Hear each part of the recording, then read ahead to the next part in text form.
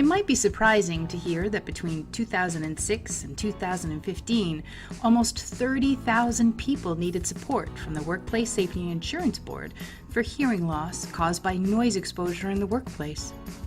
That's 30,000 people who suffer from things like tinnitus and temporary and permanent hearing loss as a result of being exposed to noise.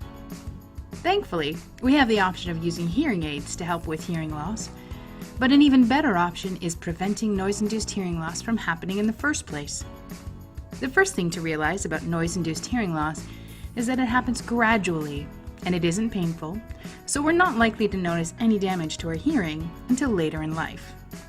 So, in order to prevent it, we need to be as vigilant about avoiding noise as we are about avoiding tripping hazards and other health and safety risks.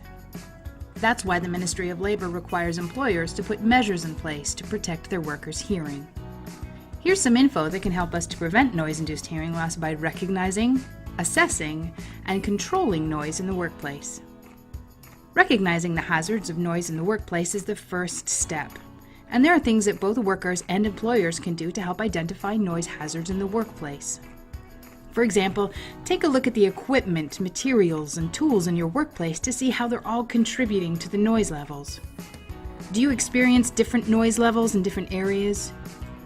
Do your ears ring after you've spent time in a particular room or after you've performed a specific task?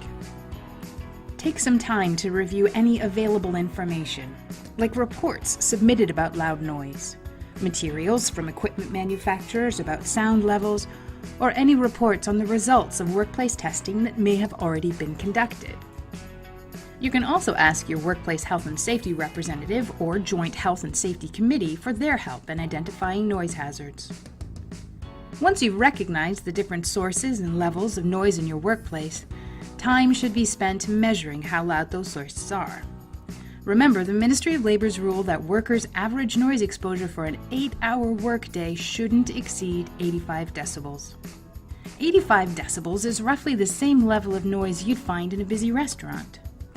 If you need to shout to be heard by someone standing 1 arm's length away, the noise level is probably higher than 85 decibels.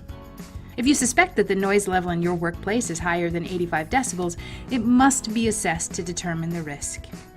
Sound level meters can be used to measure the sound levels, and you can also hire a professional to carry out a formal noise exposure assessment.